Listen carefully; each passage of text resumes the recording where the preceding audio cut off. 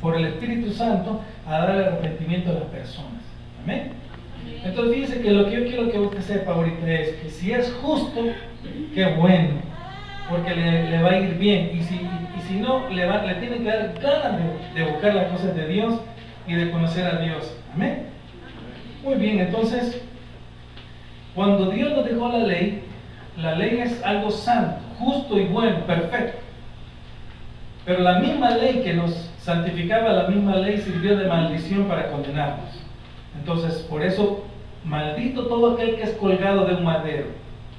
La maldición de la ley le cayó a Cristo. Y toda la maldición, Él la llevó. Y Él pagó en esa maldición por los pecados de muchos. ¿Ok?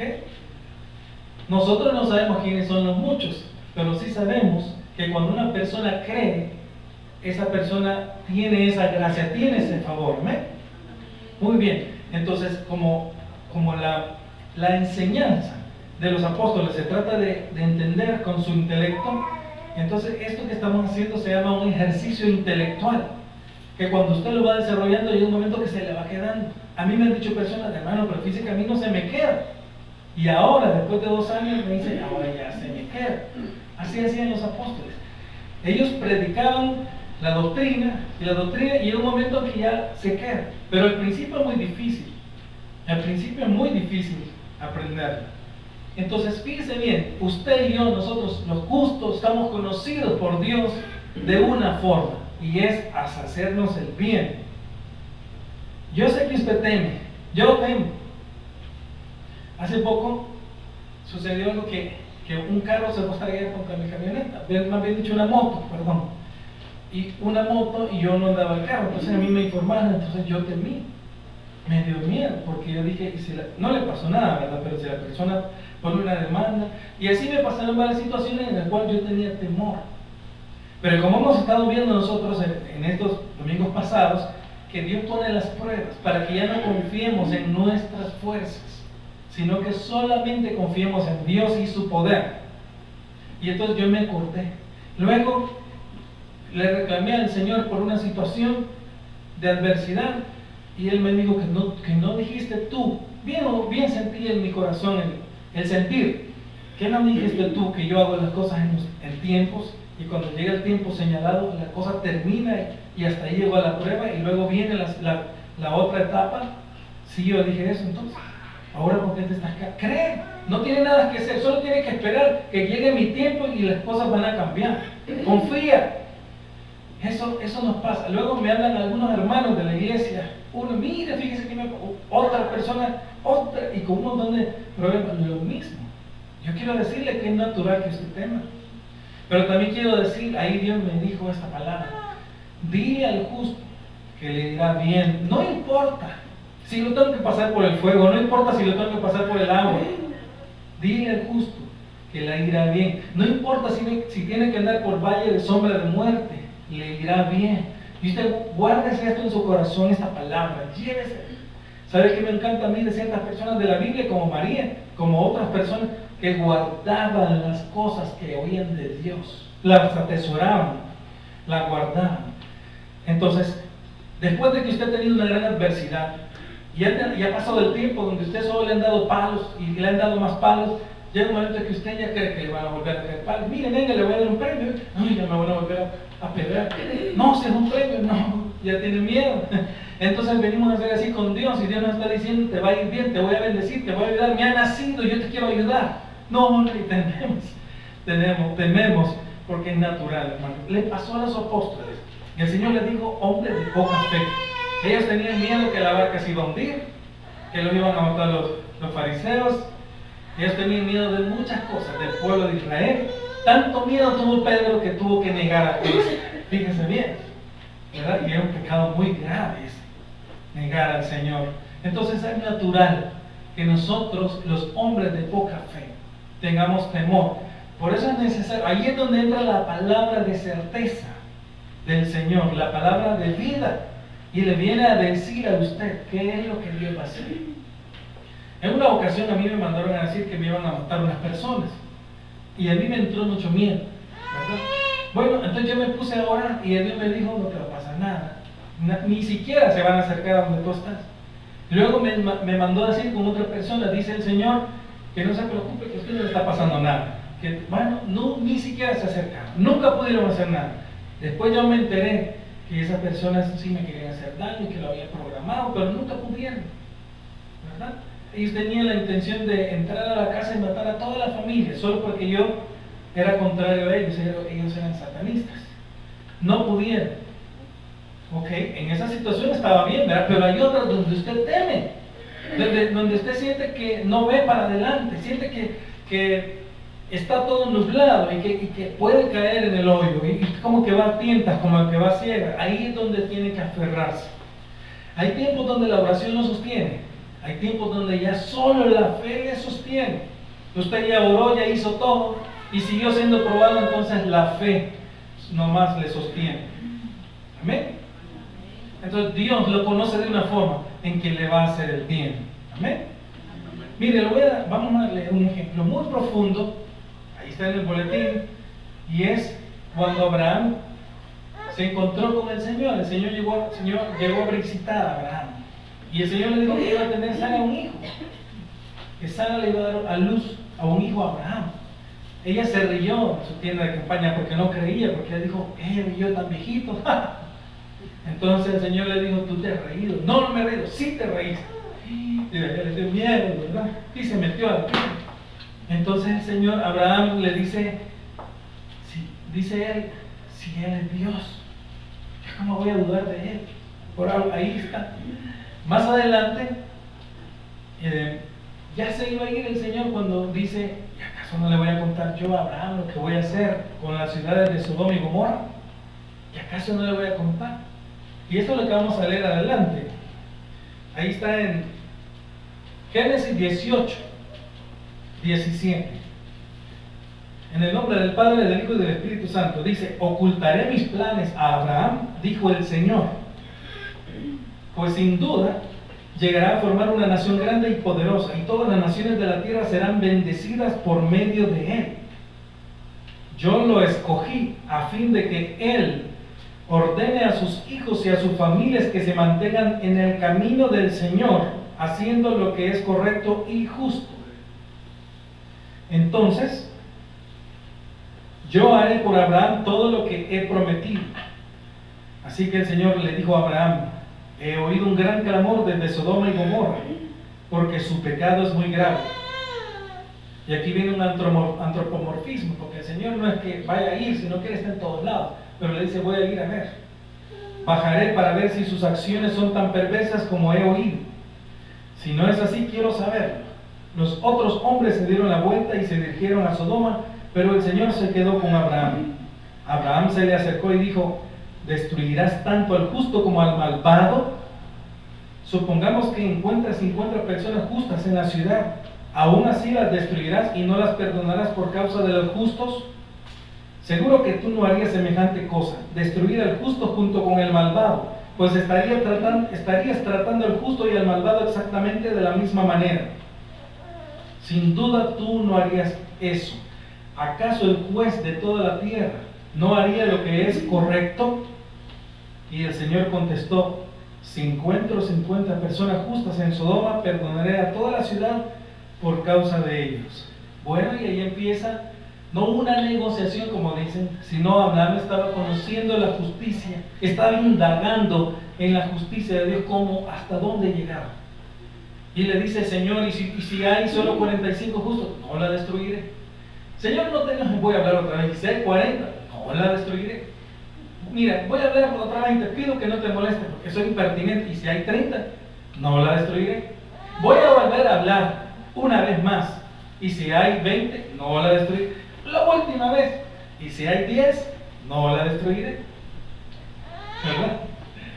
Bueno, terminando de hablar, dice más adelante, en el versículo 33, cuando el Señor terminó la conversación con Abraham, siguió su camino y Abraham regresó a su carpa. Muy bien, pues llegó el momento en que llegaron los ángeles, los dos hombres, a la ciudad de Sodoma, y se encuentran con Lot, que estaba en la entrada. Y cuando Lot los ve, sale corriendo y dice, véngase a mi casa. por favor, los quiero tener en mi casa.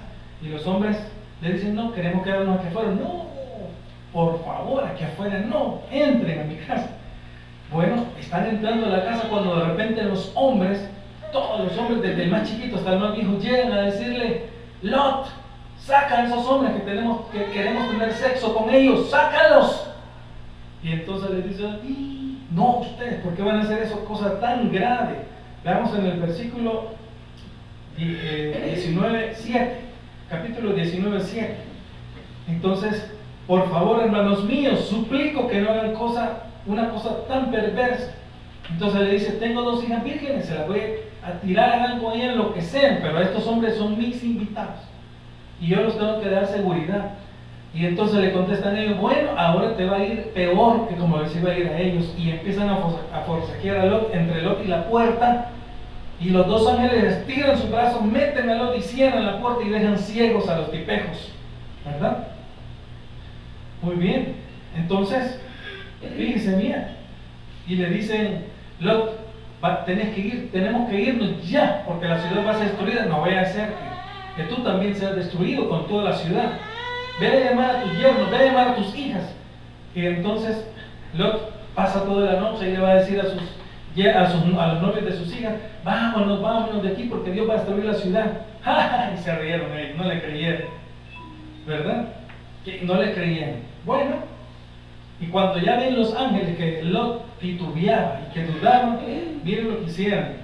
En el versículo 16, como Lot todavía titubeaba, los ángeles lo agarraron de la mano, y también a su esposa y a sus 2 hijas, y los llevaron enseguida a un lugar seguro fuera de la ciudad, porque el Señor tuvo misericordia de ellos. Bueno, ¿qué es lo que pasa ahí? Los agarran y allá están ya. Los ángeles les hicieron a saber cómo, ¿verdad? Pero yo imagino que un ratito ya estaban en el lugar seguro. Y le dice, vete a la montaña, vete, porque ahorita vamos a destruir la ciudad. Y entonces le dice, el Lot les empieza a decir, pero miren, es que tengo misericordia de mí, porque si yo voy allá, me va a alcanzar el fuego y la gran destrucción me va a destruir a mí, a mi familia, y yo no quiero ser destruido, por favor. Entonces déjenme ir a aquella ciudad chiquita que se llama Zoar, que quiere decir pequeño, que está por allá. ¿Ok? Y entonces los ángeles le dicen, pero vete ya, porque mientras tú no salgas de la ciudad, no podemos destruir la ciudad hasta que tú te vayas. Y sé que tremendo, ¿verdad? Veamos. En el Génesis 19:22 le dicen los ángeles, pero apresúrate, escapa a la aldea, porque no puedo hacer nada hasta que llegues ahí. Usted puede ver la justicia de Dios. Vemos a un Dios justo que no podía destruir la ciudad porque no habían solo 10, sino un justo. ¿Hasta cuántos llegó Abraham? Hasta 10. Pero ¿quién era el justo ahí? Uno, ¿verdad? Y entonces no la podían destruir. Bueno, pues veamos algo interesante aquí. ¿De dónde era justo Lot? Si Lot se había peleado con Abraham, se habían dividido porque ya tenían muchas riquezas ambos. En una ocasión, fíjense que Abraham fue a salvar a Lot porque unos reyes habían 4 reyes habían atacado a esas ciudades y le habían quitado todo. ¿Ok? Bueno, entonces llega solito Abraham como con unos 300 y algo de hombres y él vence a los 5 reyes, les quita la riqueza y recupera a Lot, su familia y sus propiedades. Entonces llega el rey de Sodoma y le dice, ¿qué te vas a llevar? Entonces le dice a Abraham, mira, te aseguro que no me interesa nada de tus cosas, no quiero nada de ustedes, excepto lo que le toca a los guerreros, que uno se llama Mamre y no me acuerdo del otro, solo a ellos, pero yo no quiero nada, no me interesa nada de estas cosas. No agarró nada y solo agarró una parte que era para dársela a Melquisedec, que era el 10. ¿Y usted sabe por qué no le agarró nada a Abraham?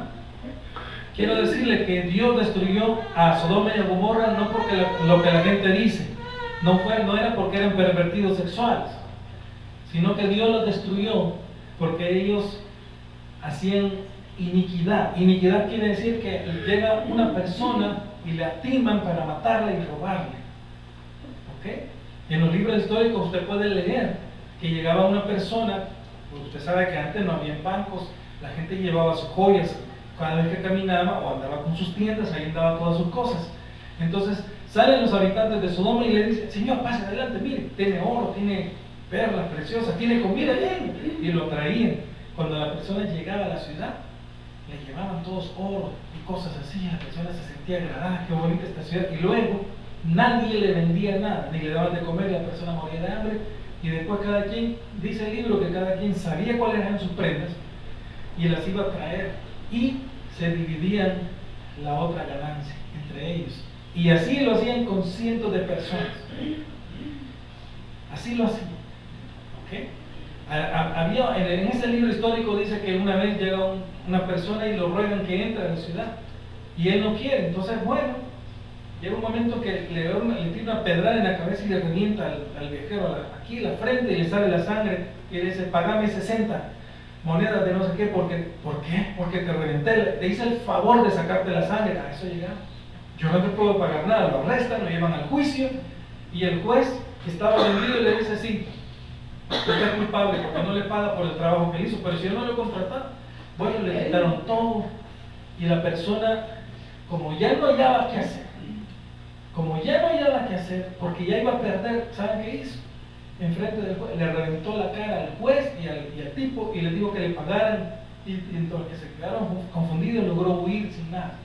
Entonces, el clamor llegó hasta Dios, ya era maldad, algo así como los mareros. El marero lo tima y lo mata. Fíjense, es más grave, ¿verdad? Entonces, por eso Dios lo destruye. Pero veamos cómo es que era Lot justificado, de dónde era justo Lot. ¿Okay? Al principio leímos que Dios dijo que escogió a Abraham para que fuera el padre de la fe. Amén. Y que iba a bendecir a todas las naciones por medio de él. Entonces, Dios le hizo una promesa. Y Dios hizo un decreto. Un decreto es cuando Dios dice que algo va a suceder y pasa. Dios decretó un juicio sobre el rey David por el pecado que cometió, y dijo: tu simiente se acostará enfrente del pueblo con tus mujeres en plena luz. Tú lo hiciste a escondidas, él lo va a hacer en público, y eso se cumplió. Absalón lo hizo. En este caso Dios da un decreto, y el decreto es que Dios va a bendecir a través de Abraham a los creyentes de la fe de Abraham. Por eso se llama el padre de la fe. Y Dios no podía ni puede violar ni quebrantar su propia palabra, su propio decreto. Entonces, como con todo y todo, a Lot estaba siendo instruido por Abraham, y había sido instruido porque era su sobrino. Además, no solo eso, sino que Lot le importaba a Abraham, y Abraham oraba por él. Cuando Abraham vio el incendio de la ciudad, se puso a orar. Fíjese bien, por aquí lo tenemos, veámoslo ahí en el versículo 19-29. Pero Dios había escuchado la petición de Abraham y salvó la vida de Lot, a quien sacó del desastre que se tragó a las ciudades de la llanura. Dicen que ahí está la ciudad, ahí está el lugar. Ahí lo que dicen que sucedió es que como que salió fuego y azufre de abajo, como que cayó de arriba, como que hubo una erupción. Entonces ahí están los pocotes de ceniza, como que de la volcánica, ¿verdad? Usted ve, es como unos barriles, y eso se forma cuando hay demasiada ceniza con azufre, y entonces creen que de ahí salió. Eso es lo que dice. Bueno, ahí dice que se tragó, lo que vamos a leer, ¿verdad? Entonces fíjense bien. Dios justificó a Lot porque le hizo promesas a Abraham. Fíjense bien, aquí la enseñanza. Entonces, cuando Dios dice que va a hacer algo, ¿por qué va a ir en contra de lo que ha dicho? Fíjense que si Abraham iba a ser el padre de la fe, Dios le va a decir: bueno, Abraham va a ser el padre de la fe, le voy a matar a Lot para que tengamos fe, para que no tiene lógica. Le voy a cuidar su propiedad, yo lo voy a bendecir a él, lo juro, lo prometo.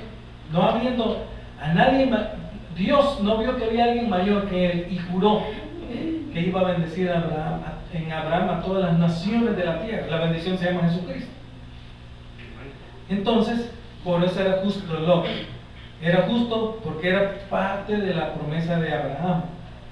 Entonces le libró y por eso era justo. Además que Lot había hecho el bien. Abraham le enseñó a hacer lo justo y lo correcto. Amén. Bueno, entonces, ¿cómo es la justificación con Cristo? Ya lo habíamos dicho. Dios justifica a las personas que han creído en Cristo y les otorga la bendición que es su Hijo. Y de esa forma Dios no va a destruir a los que son justos, sino que solo a los injustos, los que no creyeron, los que no tienen la cobertura de Cristo, los que no tienen la paz de Cristo, no son justos. Los que no han nacido de nuevo, los que todavía no tienen el Espíritu Santo, los que todavía no tienen esa cercanía, esa comunión con Dios, con Cristo. Entonces, no quiero decir que ya no van a ser nunca, sino que en el tiempo de Dios, los que son ovejas de Cristo van a llegar a ser. Amén. Pero Dios justifica, y al que es justo le va a ir bien, y al que es injusto le va a ir mal. Amén. Así como Dios justifica a las personas. Lo hizo con Abraham, ahora lo hace con Cristo. Él es nuestra justificación, quiere decir aceptación ante el Padre.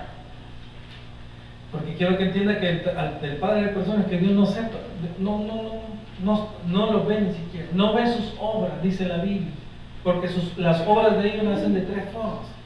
Las hacen para su propia gloria, para su propia conveniencia, o por su propio orgullo. Yo una vez conocí a una señora que llegó a una gran pobreza. Ella vivía en unas chapitas y la señora tenía una gran pobreza, y yo me acuerdo que un día yo le pregunté, yo iba a comprar tortillas y le pregunté a ella, mire, está bien pobre, ¿y por qué no busca otra cosa que hacer? Yo le dije así inocentonamente, y me dijo ella, pobre puedo ser, pero prostituta jamás, ahí no caigo tan bajo, nunca voy a llegar a ser.